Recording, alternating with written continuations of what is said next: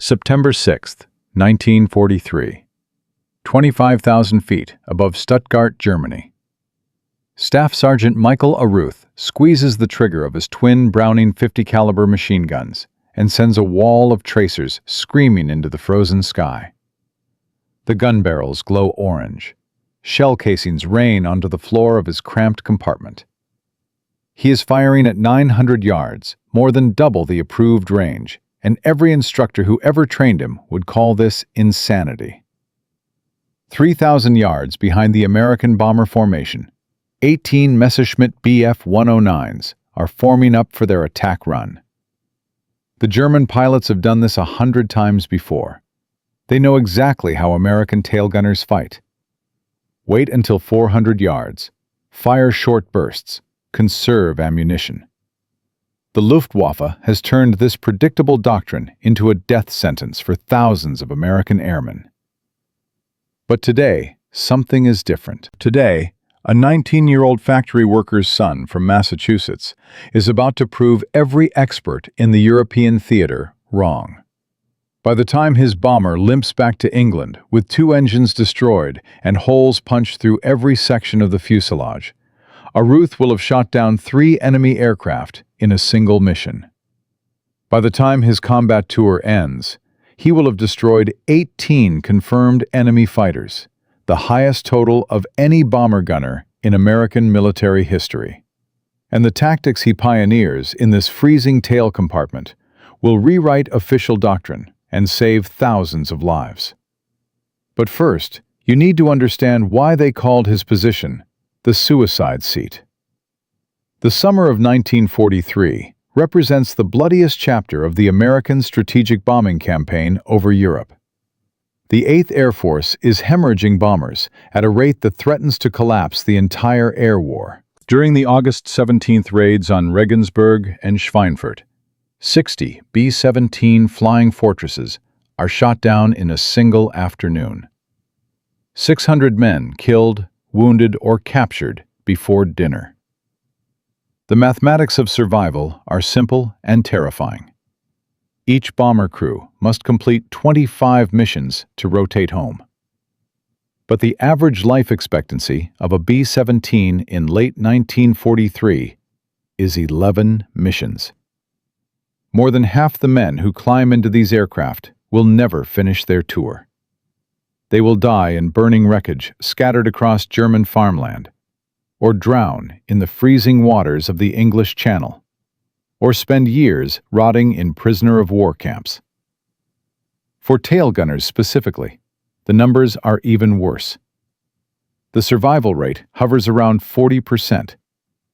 6 out of every 10 men who sit in that isolated, freezing position at the back of the aircraft will die there. The position earns a nickname that every airman dreads: the suicide seat. The problem is not the aircraft. The B-17 Flying Fortress carries 13 50 caliber machine guns, more defensive firepower than any bomber in history. The problem is not the gunners.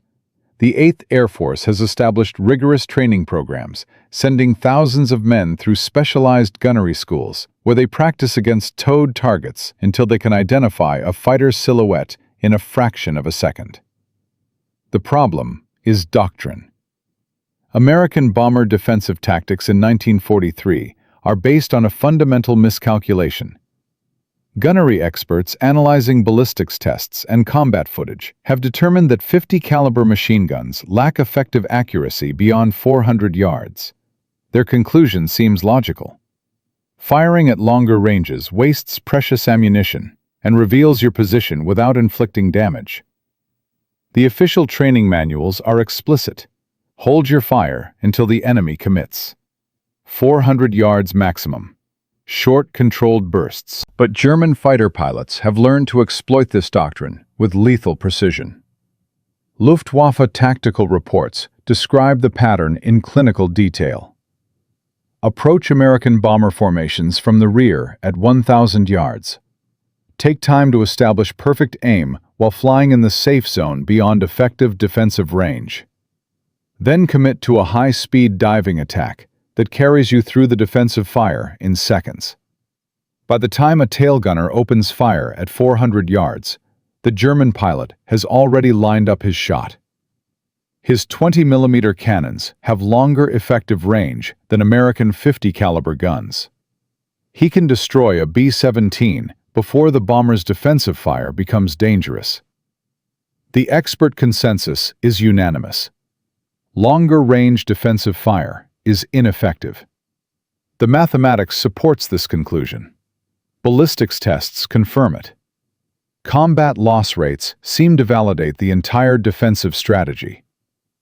20,000 American airmen are already dead or missing. Production facilities are manufacturing B-17s as fast as possible, but Germany is shooting them down faster.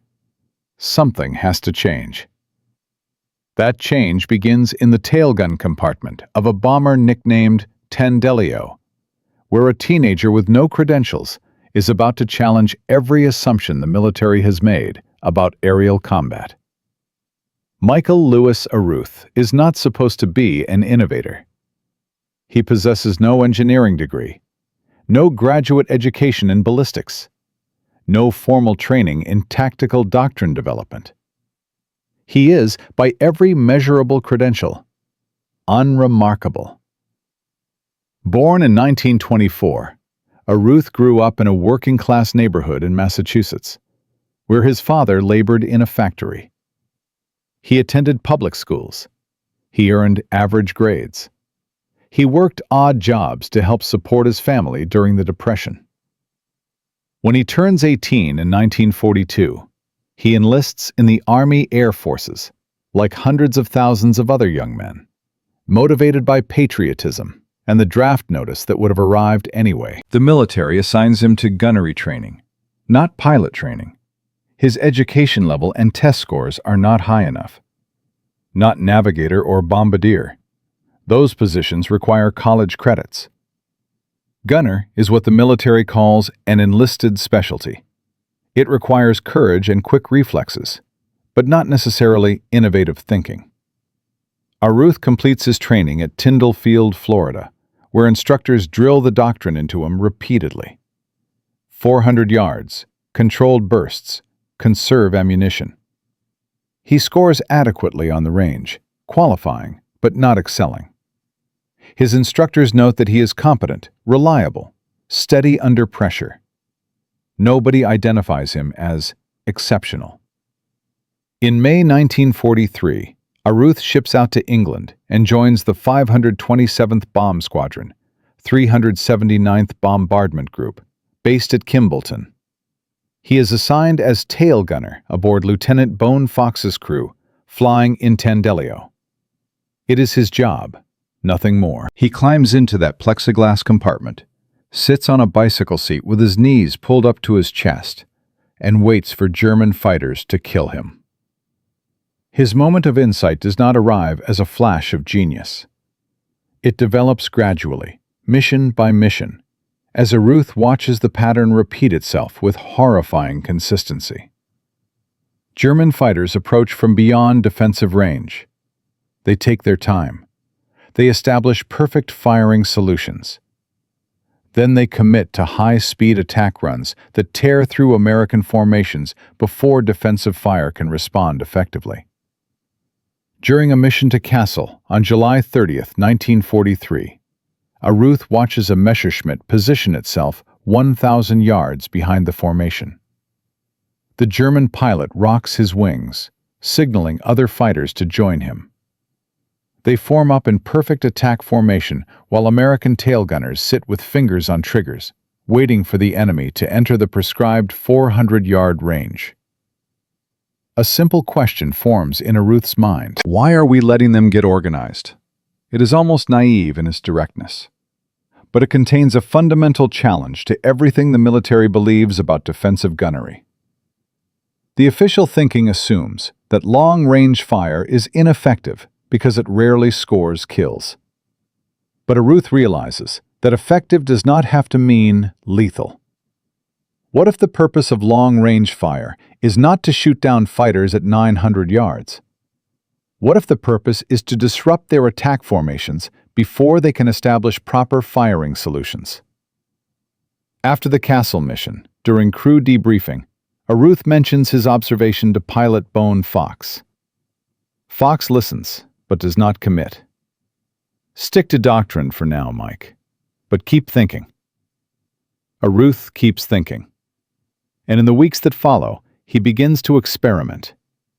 The standard Sperry K4 gun sight in Aruth's tail position is calibrated for 400-yard engagements. At that range, a gunner places the illuminated reticle on the target and fires. But at 900 yards, the ballistics change dramatically. Bullets drop. Targets appear smaller. The apparent speed of crossing targets creates different deflection angles. Aruth cannot modify his gun sight. That would be noticed and reported. But he can practice what gunnery instructors call Kentucky windage, the art of aiming off target to compensate for distance, drop, and deflection. During maintenance periods at Kimbolton Air Base, Aruth begins his secret education. He paces out 900 yards on the airfield and observes how distant objects appear through his gun sight. He calculates mentally. If a BF-109 appears this size at 900 yards, and it is moving at this speed, then I need to aim this far ahead and this far above. His crewmates notice. Navigator Elmer Bendener watches Aruth in the tail compartment during pre-flight checks, moving his guns through different angles, muttering calculations. "You working on something, Mike?" "Just thinking about long-range shooting," Aruth replies. Bombardier Bob Hedgie is less diplomatic. "You planning to waste our ammo?" "Maybe," Aruth says. "Or maybe I am planning to keep us alive." The reaction from squadron gunnery officers is immediate and harsh when Aruth asks hypothetical questions about long-range fire. "That is a waste of ammunition, Sergeant. You will empty your reserves before the real fight starts. Stick to doctrine." The training manuals are explicit. Gunners carry limited ammunition. Each position has between 300 and 500 rounds. Once you empty those belts, you are defenseless.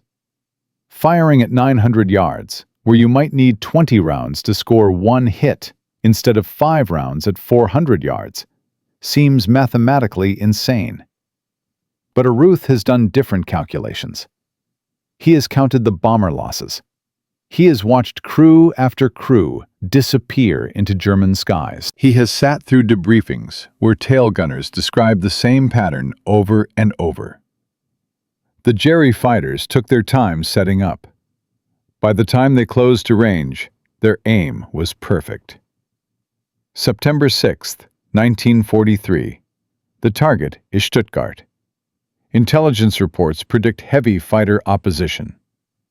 As Tendelio approaches the German border at 25,000 feet, Aruth loads his guns, checks his oxygen supply, and makes a decision that will change the air war over Europe. When the first group of Messerschmitt Bf-109s appears behind the formation at 900 yards, Aruth does not wait. He opens fire. The first burst misses. The second burst misses. The third burst walks tracers across the sky toward the lead Messerschmitt, forcing the pilot to break formation. Aruth is not trying to kill at 900 yards. He is trying to disrupt, to force hesitation, to destroy the carefully orchestrated attack pattern before it develops. It works. The immediate reaction over the intercom is explosive. "Tail gunner, cease fire!" The voice of flight engineer Lawrence Reedman crackles through Aruth's headset. "You are wasting ammunition!" Aruth ignores him. He continues firing. Long bursts at 800 yards, 700. The Messerschmitts, instead of maintaining formation and setting up their coordinated attack, begin breaking earlier than usual. Their approach is disrupted by the unexpected curtain of tracers. A German pilot attempting to maneuver around the long-range fire misjudges his separation from his wingman. The two fighters nearly collide, forcing both to abort their attack runs entirely. At 600 yards, a Bf-109 commits to its attack run despite the defensive fire. Aruth walks his tracers into the fighter's nose. Smoke erupts from the engine. The Messerschmitt rolls inverted and spirals toward the ground.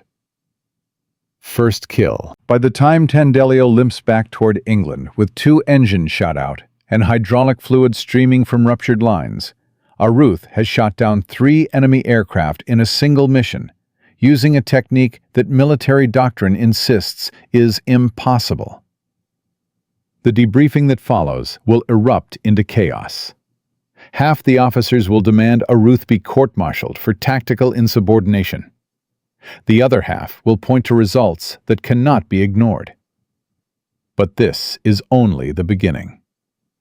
In Part 2, we will see how one sergeant's rebellion against official doctrine transforms into a revolution that rewrites the rules of aerial combat. We will witness the military establishment's desperate attempts to suppress his methods, the underground network of tailgunners who adopt his tactics in secret, and the devastating mission where Aruth faces the ultimate test of his theories. 18 confirmed kills, thousands of lives saved. One man against an entire military establishment. The question is not whether his tactics work. The question is whether the 8th Air Force will accept the truth before it is too late. 3 days earlier, a 19-year-old tailgunner named Michael Aruth violated every rule in the training manual. He opened fire at 900 yards instead of 400. He expended nearly 500 rounds in a single mission. He ignored direct orders to cease fire. And he shot down 3 enemy aircraft using a technique that military doctrine declared impossible. But proving his tactics worked in combat was one thing. Convincing the United States Army Air Forces to abandon decades of established doctrine was something else entirely. Because in September 1943, the 8th Air Force is not just fighting Germany. It is fighting itself. And the men who control bomber defensive policy have no intention of admitting that a teenage sergeant with a high school education knows more about aerial combat than they do. This is where everything gets worse. September 9th, 1943, Kimbolton Air Base, England.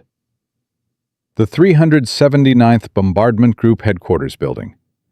Staff Sergeant Michael Aruth stands at attention before a tribunal of officers who have the power to end his military career.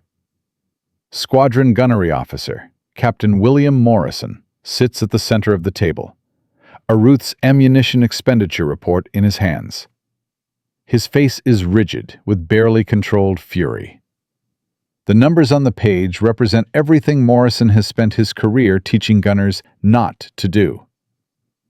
485 rounds, Sergeant. Morrison's voice is cold. In a single mission. That is more than double the approved expenditure. You violated range discipline. You ignored direct orders from your flight engineer.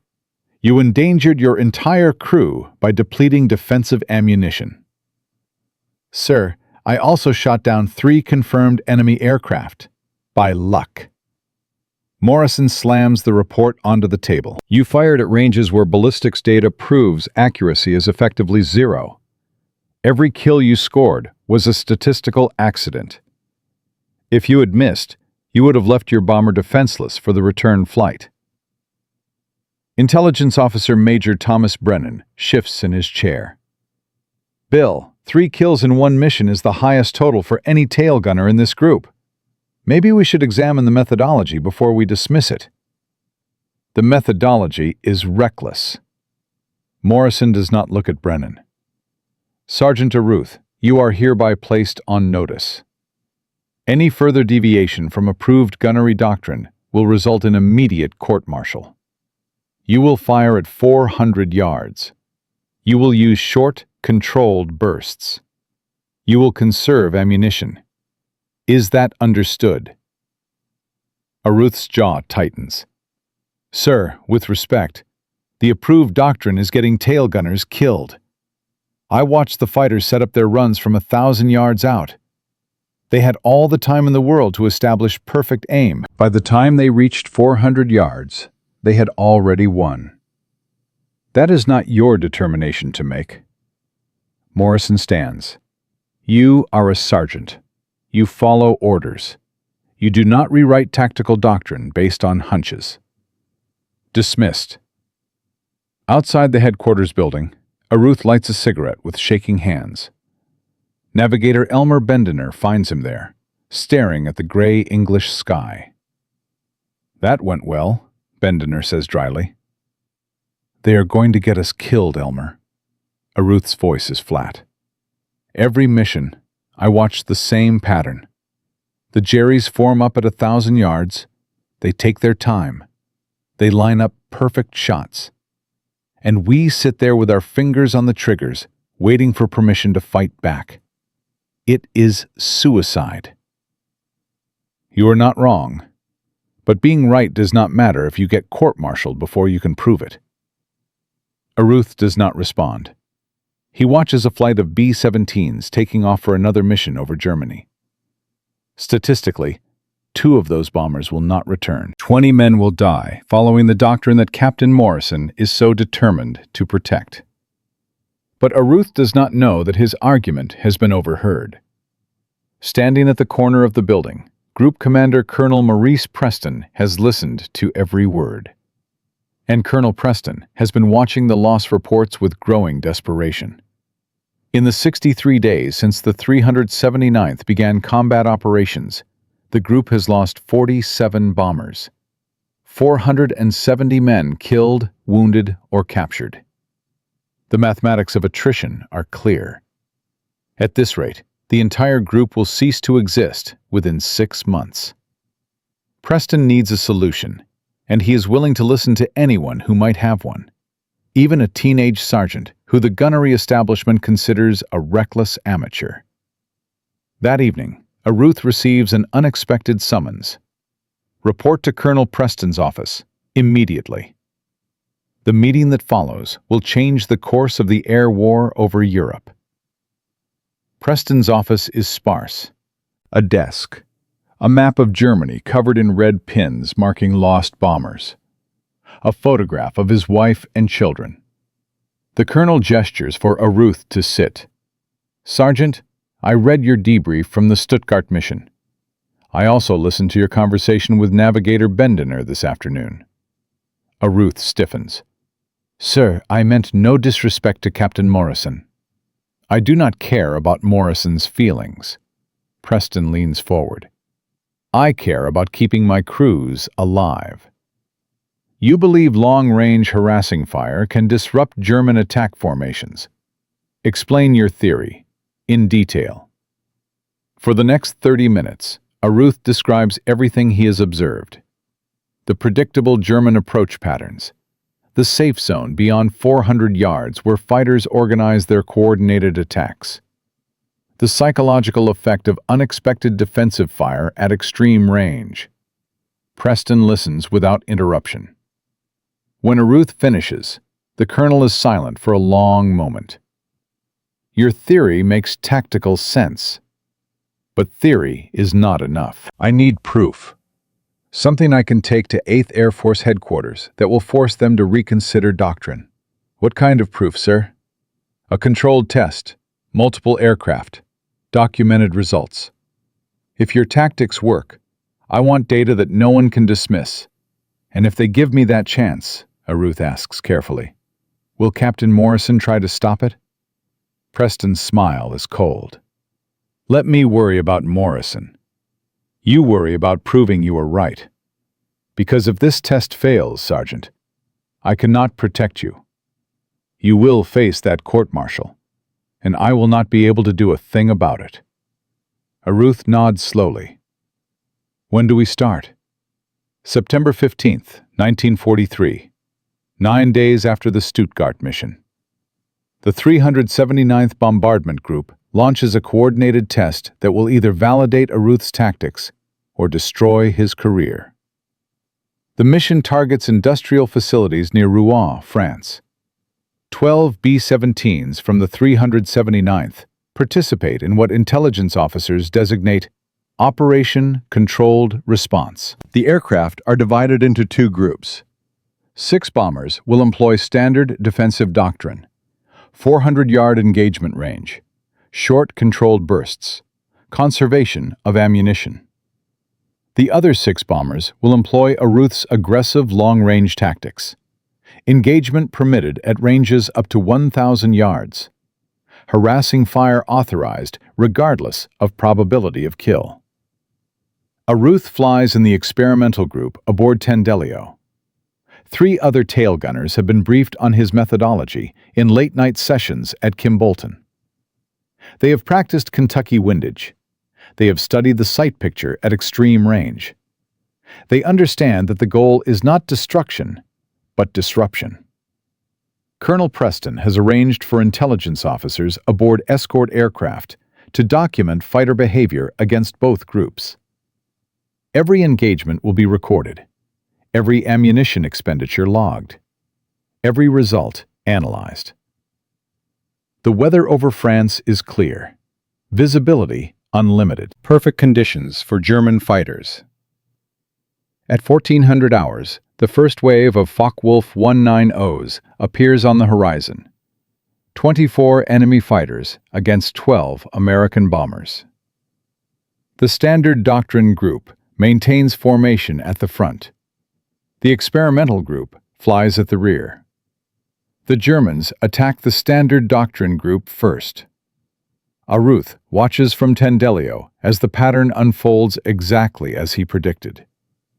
The Focke-Wulfs approach from 1,000 yards, taking their time, establishing formation. The American tail gunners hold their fire, following doctrine, waiting for the 400-yard mark. At 600 yards, the German fighters are perfectly aligned. At 500 yards, they begin their final approach. At 400 yards, the tail gunners open fire. Too late. The German pilots have already committed. Their aim is locked. 20mm cannon shells tear through the formation.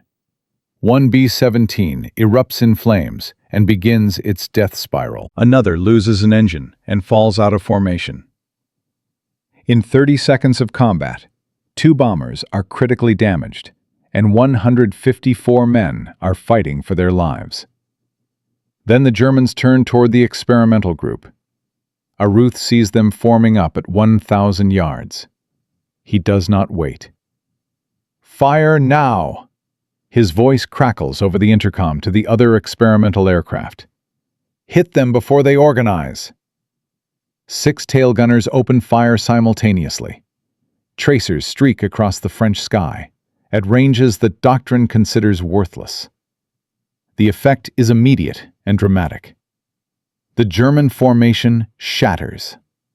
Pilots accustomed to a safe approach zone find themselves under fire a full 30 seconds before expected.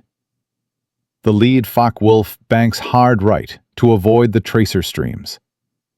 His wingman, caught by surprise, overshoots and nearly collides with a third fighter. The coordinated attack dissolves into individual approaches. One German pilot, disoriented by the premature defensive fire, misjudges his altitude and clips the tail of another fighter. Both aircraft spin toward the ground. 2 kills without a single American bullet striking home. Aruth walks his tracers onto a Focke-Wulf attempting to reform. Smoke erupts from the engine. The fighter rolls inverted and dives away. A second later, another experimental group gunner scores a hit at 700 yards. Another German fighter falls. The engagement lasts 11 minutes. When the surviving Focke-Wulfs withdraw, the intelligence officers begin their analysis. Standard Doctrine Group results: 2 bombers critically damaged, 1 total loss. 23 crew casualties. 2 enemy fighters shot down. Experimental Group results: 0 bombers critically damaged, 0 total losses. 0 crew casualties. 4 enemy fighters shot down, plus 2 destroyed by collision caused by evasive maneuvering. The experimental group fired an average of 380 rounds per tail gunner, compared to 192 rounds for the standard group. Ammunition expenditure was double, but the kill ratio was 300% higher. And most importantly, not a single crew member in the experimental group was wounded. Back at Kimbolton, Colonel Preston reviews the data with his intelligence staff. The numbers tell an undeniable story. Long-range harassing fire does not just work, it works dramatically better than approved doctrine. Captain Morrison attends the briefing. His face grows paler with each statistic. The Germans adapted their approach when faced with unexpected defensive fire. Major Brennan reads from the assessment. Instead of coordinated group attacks, they were forced into individual approaches that degraded their effectiveness. The average firing window for German pilots against the experimental group was reduced from 6 seconds to less than 3. Preston turns to Morrison. Still think Sergeant Aruth's methodology is reckless? Morrison says nothing. There is nothing to say. The data speaks for itself. Within 72 hours, Colonel Preston forwards the test results to 8th Air Force Headquarters with a recommendation for immediate doctrinal revision. Within 2 weeks, other bomb groups begin experimenting with aggressive long-range fire. Within 6 weeks, Technical Order 43 to 271 will officially authorize engagement ranges up to 1,000 yards. But that is not the end of the story. It is barely the beginning. Because as American bomber crews begin adopting Aruth's tactics, German intelligence notices the change. Luftwaffe fighter losses increased by 18% in October 1943.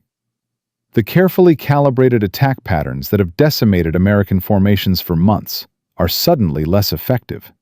And the Germans are not going to accept defeat without a response. In Berlin, Luftwaffe tactical analysts begin studying captured American aircrews. They interrogate wounded prisoners. They analyze gun camera footage from surviving fighters. They are searching for the source of the change. They are searching for a countermeasure.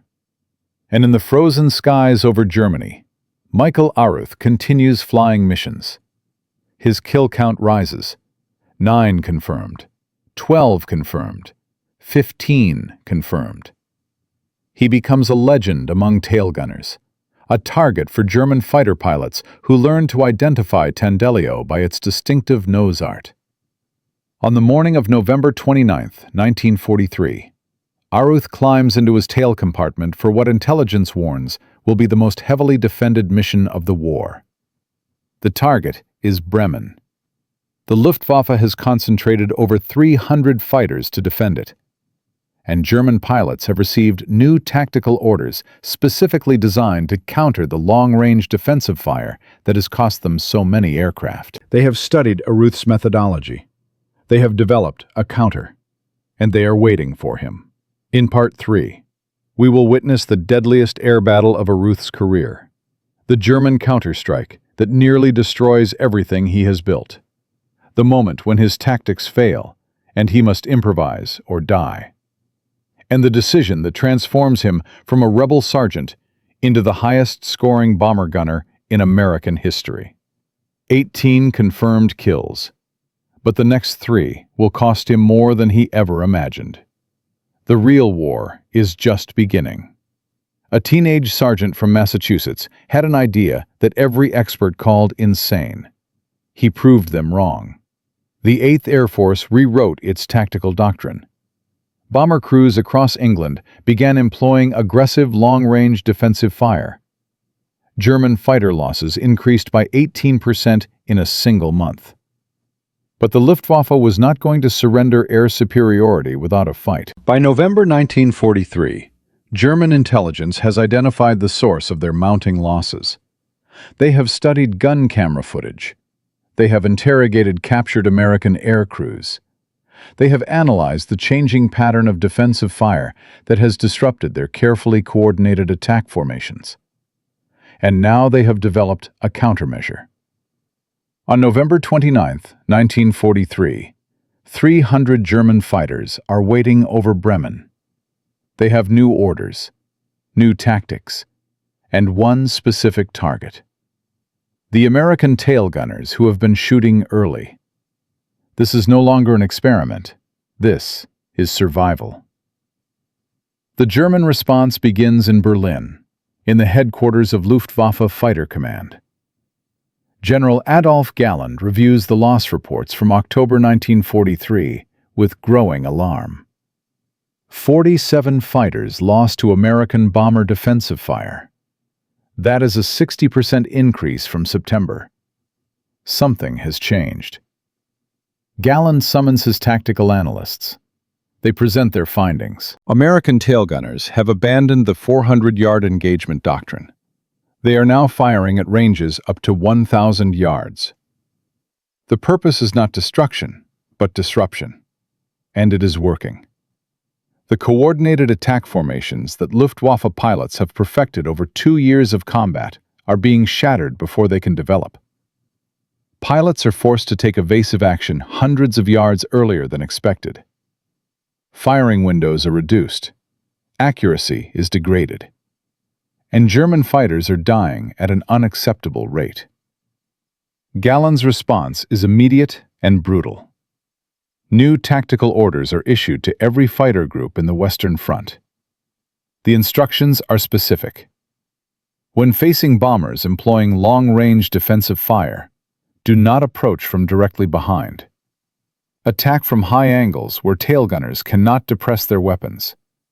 Use diving attacks that minimize exposure time. And most importantly, concentrate fire on any bomber whose tail gunner opens fire at extreme range. The logic is simple. If aggressive tail gunners are the problem, eliminate the aggressive tail gunners first. Make an example of them.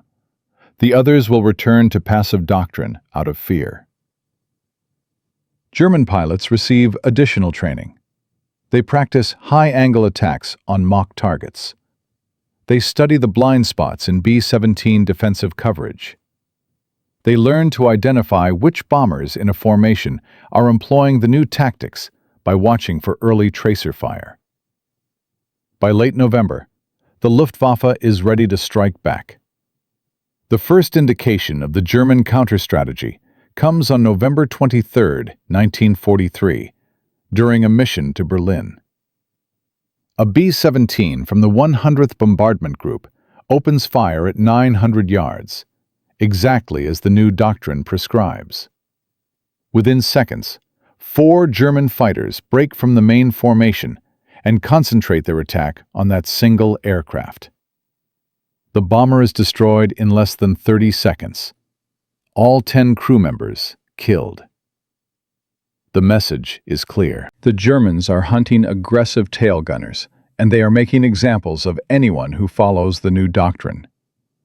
Within a week, reports reach 8th Air Force Headquarters of declining compliance with Technical Order 43-271.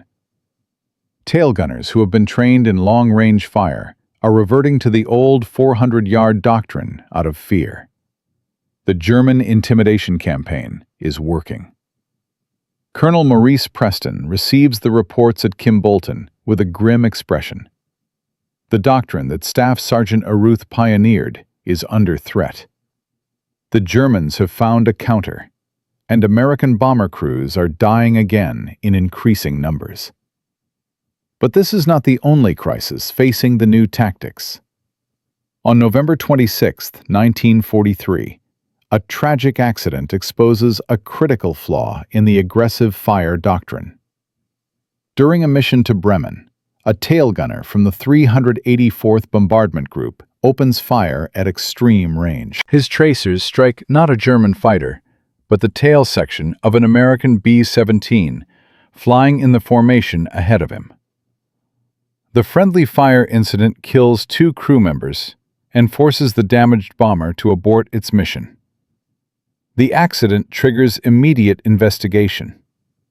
Critics who oppose the doctrine from the beginning seize on the incident as proof that long-range fire is irresponsible. Captain William Morrison, who has watched his authority undermined by Airth's success, submits a formal recommendation to suspend Technical Order 43-271, pending safety review.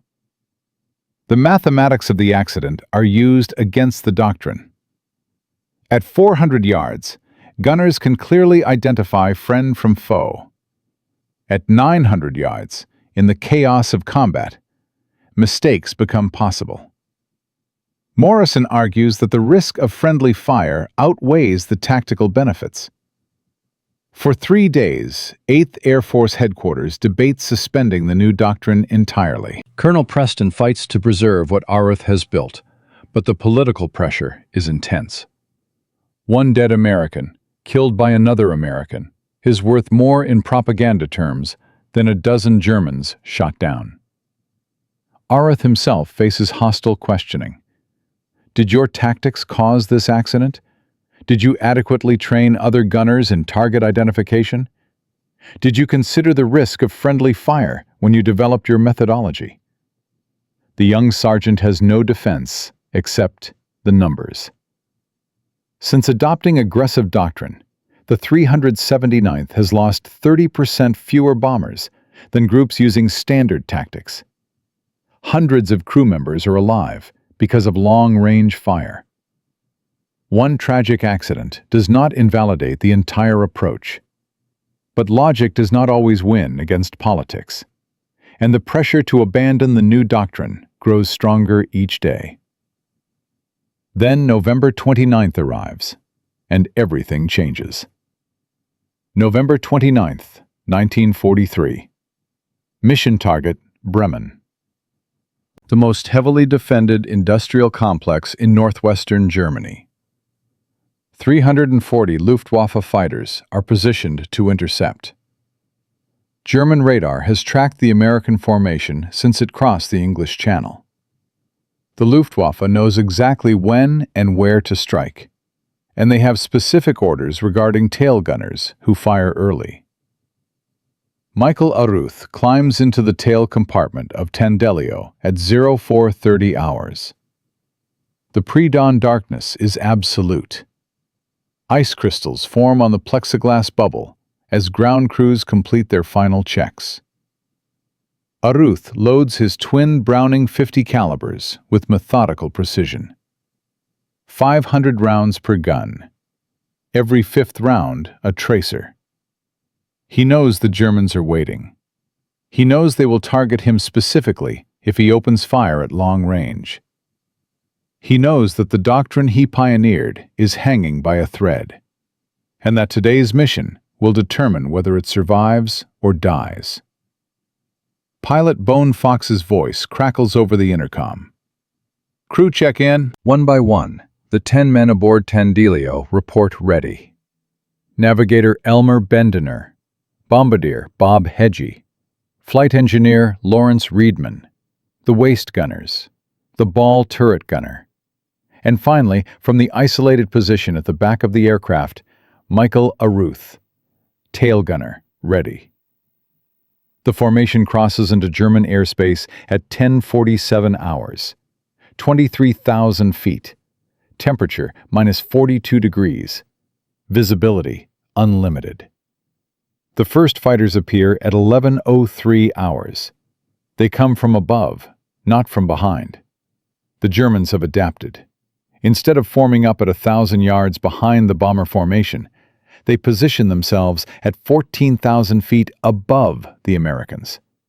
They are using the sun. They are using gravity. They are using every advantage they have learned to exploit. Aruth sees them. 40-plus fighters diving from 12 o'clock high. The angle is wrong for his guns. He cannot engage targets directly above the aircraft. The tail position is useless against diving attacks.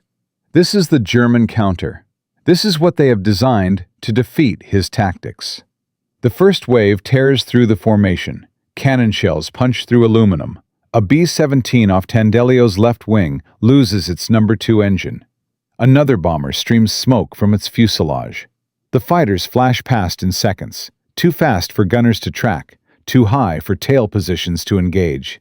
The attack works perfectly. Then, the Germans make a mistake.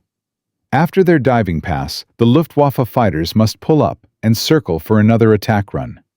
This maneuver takes them behind the bomber formation, at range, at the exact position where Aruth has spent months learning to fight. He does not hesitate. The first Messerschmitt is still climbing when Aruth's tracers find it. 800 yards. Engine cowling disintegrates. Smoke erupts. The fighter rolls and falls. First kill. The second fighter sees his wingman die and breaks hard right. Aruth leads him. 600 yards. Tracers walk across the fuselage. The canopy shatters. The fighter spirals earthward. Second kill. Over the intercom, chaos erupts. Other tail gunners in the formation have seen Aruth engage. They follow his lead. A curtain of defensive fire erupts from the rear of the American formation, catching the German fighters in the vulnerable moment of their recovery from the diving attack. The Luftwaffe formation shatters. 3 more fighters fall in seconds.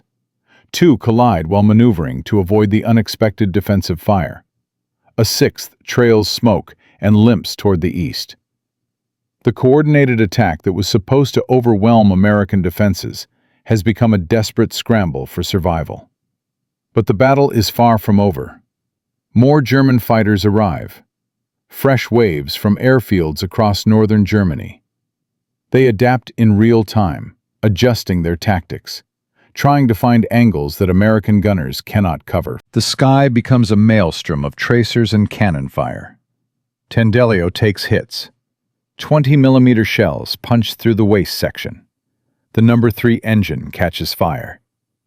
Bonefox feathers the propeller and activates the fire suppression system. The flames die, but the engine is finished. A Focke-Wulf 190 lines up on Tendelio from the right rear quarter. Aruth swings his guns. 400 yards. 300. He fires a long burst directly into the fighter's nose. The German pilot never pulls the trigger. His aircraft explodes in a ball of fire. Third kill of the day, 16th of his career. The running battle continues for 47 minutes. 47 minutes of continuous combat at 23,000 feet in temperatures that freeze exposed skin in seconds. Aruth fires until his barrels glow. He fires until shell casings pile up around his boots. He fires until his ammunition belts run dry. When the last German fighters break off, the intelligence officers begin their count. The Bremen mission costs the 8th Air Force 17 bombers lost. 170 men killed, wounded, or captured. It is a terrible price. But the price would have been far worse without aggressive defensive fire. Formations employing long-range tactics lose 11% of their aircraft. Formations using standard doctrine lose 22%. Double the loss rate. German losses are equally telling. 38 Luftwaffe fighters destroyed. Another 29 damaged. The single bloodiest day for German fighter command since the air war began. And Staff Sergeant Michael Aruth has added 3 more confirmed kills to his record. 16 total. The highest-scoring bomber-gunner in the 8th Air Force. News of Bremen spreads through every bomb group in England within hours. The doctrine works. Even against concentrated German counterattacks. Even against diving attacks designed to neutralize tail gunners. Even against 300 fighters. Aggressive, long-range fire works. Colonel Preston sends the after-action report directly to General Ira Eaker at 8th Air Force Headquarters. The cover letter is brief. Recommend immediate reinforcement of Technical Order 43-271. Suspension would be catastrophic error. The friendly fire investigation is quietly closed. The doctrine survives. Within 2 weeks, every bombardment group in the 8th Air Force has implemented mandatory training in long-range defensive fire. Ammunition loadouts are increased from 300 to 500 rounds per tailgun position. The tactics that a teenage sergeant developed through observation and intuition become standard operating procedure for thousands of gunners. The impact on the air war is measurable and immediate. In December 1943, bomber loss rates dropped by 14% compared to October. German fighter losses increased by 23%. The kill ratio between American gunners and Luftwaffe pilots shifts decisively in favor of the defenders. Luftwaffe tactical reports from this period document the frustration of German commanders. The previous approach methods are no longer viable. American defensive fire has become significantly more aggressive. Attack coordination is increasingly difficult. Losses are unsustainable. General Galland is forced to divert resources from offensive operations to defensive training. Pilots who are harassing bomber formations are pulled back to practice high-angle attacks that prove only marginally effective against formations employing multiple defensive techniques. The psychological impact is equally significant. German fighter pilots who once approached bomber formations with confidence now face immediate resistance from the moment they enter visual range. The safe zone they exploited for 2 years no longer exists. Michael Areth flies his final combat mission on April 12, 1944. His official record shows 18 confirmed victories, the highest total for any bomber gunner in American history, a record that stands to this day. He receives the Distinguished Flying Cross, the Air Medal with multiple oak leaf clusters, commendations from 8th Air Force Headquarters that describe him as instrumental in developing defensive tactics that saved countless American lives. But the 19-year-old sergeant from Massachusetts does not seek publicity. He does not give interviews. He does not write memoirs about his experiences. When his combat tour ends, Michael Areth simply goes home. The tactics he pioneered continue without him. Long-range defensive fire becomes so standard that new gunners never learn it was once considered impossible. The 400-yard doctrine that dominated American bomber defense in 1943 disappears from training manuals, replaced by the aggressive methodology that one teenager developed through observation and courage. Thousands of tail gunners survived the air war over Europe, using techniques they never knew originated with a single individual. Thousands of families welcome home sons and fathers and brothers who would have died following the old doctrine. But what happens to the man who made it possible? In Part 4, we will follow Michael Areth home from the war. We will discover the quiet life he chose over fame. We will learn why the highest-scoring bomber gunner in American history refused every interview request for 40 years. And we will understand the true cost of innovation under fire, a cost that Areth paid in nightmares and silence for the rest of his life. 18 confirmed kills, thousands of lives saved. One man who proved the experts wrong. This story has one final chapter, and it is the most important one of all. A 19-year-old factory worker's son had an idea that every expert called impossible. He tested it in combat over Stuttgart. He proved it worked over Bremen. He survived 18 months of aerial combat and shot down 18 enemy aircraft, more than any bomber gunner in American history. His tactics were adopted across the 8th Air Force. Thousands of tail gunners learned to fight using methods he developed, alone in that freezing plexiglass compartment. But when the war ended, Michael Areth did not become a celebrity. He did not write memoirs. He did not give speeches about his achievements. He simply disappeared. This story has one final twist that no one expected. Because sometimes, the greatest heroes are the ones who refuse to be called heroes at all.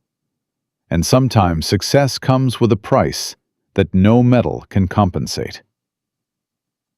April 1944. Staff Sergeant Michael Aruth completes his 25th combat mission and rotates back to the United States. His official record shows 18 confirmed kills. The Distinguished Flying Cross hangs on his chest. Commendations from 8th Air Force Headquarters describe him as instrumental in developing defensive tactics that saved countless American lives. He is 20 years old. The Army Air Forces offers him a position as a gunnery instructor at Tyndall Field, Florida. They want him to teach the tactics he developed. They want him to train the next generation of tail gunners in the aggressive long-range fire methodology that has transformed bomber defense over Europe. Aruth declines. He requests discharge instead. The war is still raging. D-Day is 2 months away.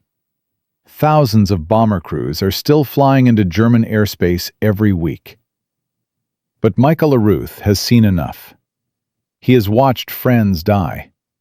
He has killed men whose faces he never saw. He has spent 18 months in a position where survival was measured in percentages, and luck was the difference between coming home and burning to death at 25,000 feet. The Army grants his request. In May 1944, Staff Sergeant Michael Aruth returns to Massachusetts as a civilian. He takes a job in a factory, the same kind of factory where his father worked. He operates machinery. He punches a time clock. He earns a modest wage. He does not mention his military service to coworkers. When people ask about the war, he changes the subject. In 1946, he marries a woman named Dorothy. They have 3 children. They buy a small house in a working-class neighborhood. Aruth coaches Little League baseball. He attends church on Sundays. He lives a life so ordinary that no one would ever suspect he once held the record for the most enemy aircraft destroyed by any bomber gunner in American military history. The nightmares begin in 1947. Aruth wakes screaming. He sees the faces of German pilots in his dreams. He relives the moment when his tracers found their targets, and young men his own age spiraled toward the earth in burning aircraft. He remembers the cold, the fear, the sound of 20-millimeter cannon shells punching through aluminum inches from his head. He never seeks treatment. In 1947, post-traumatic stress is not a recognized condition. Shell shock is something that happens to other people. Real men are supposed to come home from war and move on with their lives. Aruth moves on. But the war never entirely leaves him. In 1951, military historians compiling official records of combat achievements contact Aruth for an interview. He refuses. In 1962, a journalist researching 8th Air Force history tracks him down. He refuses again. In 1975, the Air Force Association invites him to speak at a reunion of the 379th Bombardment Group. He sends his regrets. For 40 years, the highest-scoring bomber gunner in American history refuses to discuss his service. When historians finally locate him in 1985 and ask why he has avoided all publicity, Aruth's answer is simple and devastating. I killed 18 men, maybe more. I do not know their names. I do not know if they had families. I did what I had to do to survive and to protect my crew. But I am not proud of it. I am not ashamed of it either. It simply is what it is, and I do not see the point in celebrating it. But the legacy he built did not require his participation to endure. The tactical principles Michael Aruth pioneered in the tail compartment of a B-17 named Tendelio did not die with World War II. They evolved. They expanded. They became fundamental to defensive combat doctrine across every branch of the American military. The core insight that defensive fire serves purposes beyond destruction, that disruption and psychological pressure are valuable tactical outcomes, transformed how military planners think about defense. In the Korean War, B-29 Superfortress gunners employed aggressive, long-range fire against Chinese MiG-15 jets, using principles derived directly from Aruth's methodology. The ranges were greater, the speeds were faster, but the fundamental concept remained identical. Do not wait for the enemy to establish optimal attack conditions. Disrupt their approach before they can coordinate. In Vietnam, helicopter door gunners learned to employ suppressive fire at ranges that earlier doctrine considered wasteful. The goal was not to kill enemy soldiers at 800 meters. The goal was to force them to take cover, to disrupt their aim, to degrade their effectiveness. Aruth's principle applied to a completely different weapon system in a completely different war. Modern aircraft defensive systems embody the same philosophy. Chaff and flare dispensers do not destroy incoming missiles. They disrupt their guidance systems. Electronic warfare suites do not shoot down enemy aircraft. They degrade their sensors and communications. The entire field of active defense is built on the foundation that disruption is as valuable as destruction. The United States Air Force Weapons School still teaches case studies about Aruth's tactical innovation. His story appears in officer training curricula as an example of how junior personnel in combat can identify flaws in doctrine that senior planners miss. The lesson is explicit. Trust the observations of people actually fighting, even when their conclusions contradict official policy. Between 1943 and 1945, an estimated 4,000 American bomber crew members survived missions they would have died on under the old 400-yard doctrine. 4,000 men who came home to their families. 4,000 men who had children and grandchildren and great-grandchildren who exist today because a teenage sergeant from Massachusetts refused to accept that the experts were right. The total impact is incalculable. Generations of Americans are alive because one young man looked at the approved doctrine and thought, "This does not make sense." But the legacy extends beyond military applications. Aruth's story has become a case study in innovation theory. Business schools use it to illustrate how institutional resistance to change can be overcome. The pattern he encountered, experts dismissing practical observations because they contradict theoretical models, appears in every field where established authorities resist disruption from below. The pharmaceutical researcher whose colleagues dismiss her clinical observations because they contradict approved protocols. The software engineer whose managers reject his approach because it violates best practices. The teacher whose administrators prohibit her methods because they differ from curriculum standards. All of them face the same challenge Aruth faced in 1943, proving that real-world results matter more than theoretical consensus. His story teaches a lesson that every generation must learn again. Credentials do not guarantee correctness. Experience in the field often reveals truths that analysis from headquarters cannot see.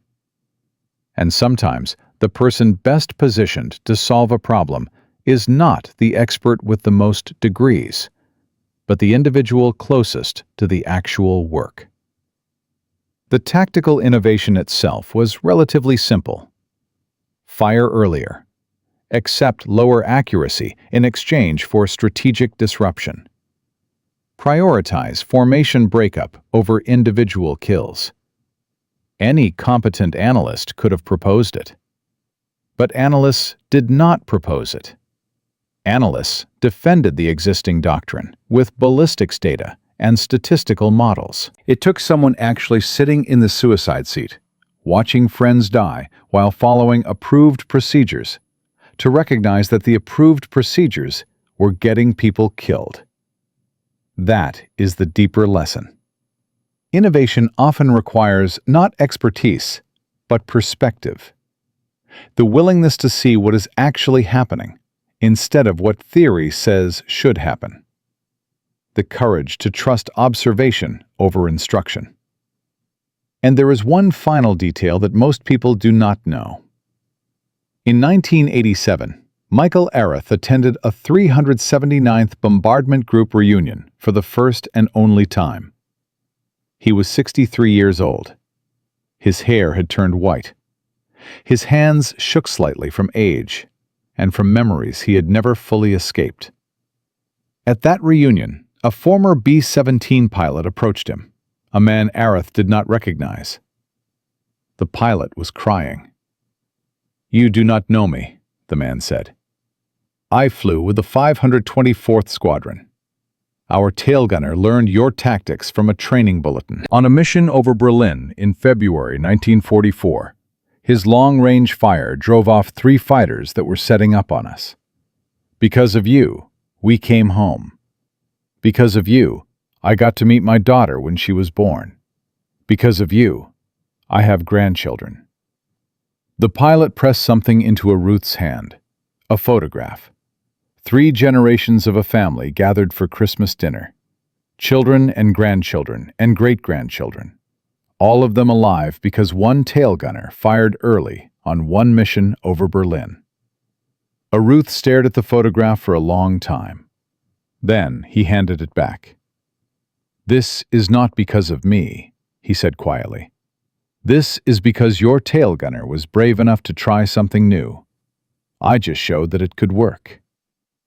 That was the only time Michael Areth ever acknowledged his contribution publicly. He died in 2007 at age 83. His obituary in the local newspaper mentioned his military service in a single sentence. No national media covered his passing. There are no statues. There are no monuments. There are no air bases named in his honor. But in the archives of the National Air and Space Museum, his combat reports are preserved. In the training curricula of the United States Air Force, his methodology is still taught. In the family albums of thousands of Americans whose grandfathers came home from the war, his influence lives on, invisibly. 4,000 men survived because of tactics he developed. Those 4,000 men had children. Their children had children. Today, the descendants of the crew members who survived because of aggressive long-range fire number in the tens of thousands. An entire population of Americans who exist because a 19-year-old sergeant thought the experts were wrong and proved it. That is the mathematics of courage. One person, one decision, one willingness to risk everything on an observation that contradicted official wisdom. And generations later, tens of thousands of people are alive who would never have been born. From a factory worker's son with no credentials and no advanced education, to the highest-scoring bomber gunner in American history. From an idea that every expert dismissed as reckless and impossible, to official doctrine that saved thousands of lives. Michael Areth proved that innovation does not require permission, that courage matters more than credentials, that one person in the right position, with the right observation and the willingness to act on it, can change the world. 18 confirmed kills. 4,000 lives saved. One man who refused to accept that the experts were always right. If you know a story like this, a forgotten hero whose innovation changed history, share it in the comments. These stories deserve to be told. These men and women deserve to be remembered. This is just one of hundreds of insane ideas that won World War II. Subscribe to discover more stories that history forgot. And remember this: The next time someone tells you that your idea is crazy, that it violates established procedure, that the experts have already determined it cannot work, remember Michael Areth. Remember the suicide seat. Remember that sometimes the person everyone dismisses is the one who sees the truth. That is how wars are won. Not by credentials, not by rank, not by following procedures that everyone agrees are correct, but by individuals who trust their observations, risk everything on their convictions, and refuse to accept that this is how we have always done it is an acceptable reason to watch their friends die. Courage is not the absence of fear. Courage is firing at 900 yards when every expert tells you it is impossible and proving them wrong.